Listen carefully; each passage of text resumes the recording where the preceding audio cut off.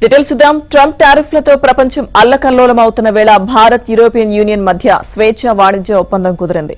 వాణిజ్యం కోసం అమెరికాపై ఆధారపడ్డాన్ని తగ్గించుకోవడం, ఇతర మార్కెట్లను అందిపుచ్చుకోవడం దిశగా భారత్ ముందడుగు వేసింది. యూరోప్ దేశాలకు ఎగుమతి చేసే చాలా రకాల ఉత్పత్తులపై సుంకాలు పూర్తిగా తొలగిపోనున్నాయి. దీంతో భారత వ్యాపారులు, ఎగుమతిదారులకు ప్రయోజనం కలగనుంది. యూరోప్ దేశాల నుంచి భారత్కు దిగుమతయ్యే కార్లు, వైన్స్, అత్యవసర ఔషధాలు వంటి వాటి ధరలు తగ్గనున్నాయి.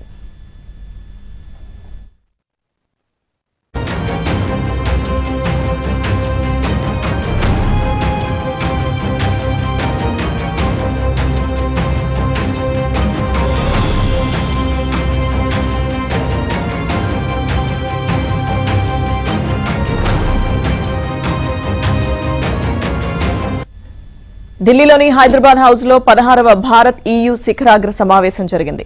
దానికి ముందు ప్రధాని నరేంద్ర మోదీ ఈ ఒప్పందంపై ప్రకటన చేశారు. యూరోపియన్ యూనియన్, భారత్ మధ్య భారీ ఒప్పందంపై సంతకాలు జరిగాయి. దీన్ని మదర్ ఆఫ్ ఆల్ డీల్స్ గా అభివర్ణించవచ్చు. ఇటు భారత్లోని 140 కోట్ల మంది, EUలోని కోట్లాది మంది ప్రజలకు అద్భుతమైన అవకాశాలు లభిస్తాయి. భారత్ EU ఉమ్మడి జీడీపీ ప్రపంచ జీడీపీలో 25%. ఇది ప్రపంచ వాణిజ్యంలో 3వ వంతుతో సమానం అని మోదీ పేర్కొన్నారు. ఇక యూరోపియన్ యూనియన్ లో భాగమైన 27 దేశాల్లో ఈ ఒప్పందంపై చట్టాలు చేసిన తర్వాత పూర్తి స్థాయిలో అమల్లోకి రానుంది. ఇందుకోసం 6 నెలల నుంచి ఏడాది సమయం పట్టవచ్చని అంచనా వేస్తున్నారు.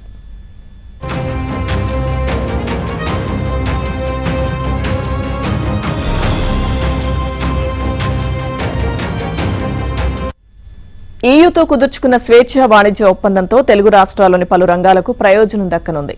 EU దేశాల్లో సుంకాలను గణనీయంగా తగ్గించడంతో ఇక్కడి నుంచి ఎగుమతులు పెరగనున్నాయి. తెలంగాణకు సంబంధించి కీలకంగా ఉన్న ఫార్మా, ఎలక్ట్రానిక్స్, ఇంజనీరింగ్ పరికరాలు, వస్త్ర పరిశ్రమలకు ఆంధ్రప్రదేశ్కు సంబంధించి చేపలు, ఇతర సముద్ర ఉత్పత్తులు, రసాయనాలు, ఫార్మా, ఎలక్ట్రానిక్స్ పరిశ్రమలకు ప్రయోజనం కలగనుంది. అంతేకాకుండా ఇరు రాష్ట్రాల్లోని ఫార్మా సంస్థలకు మందుల ముడి పదార్థాలు యూరోపియన్ దేశాల నుంచి తక్కువ ధరకే అందుతాయి.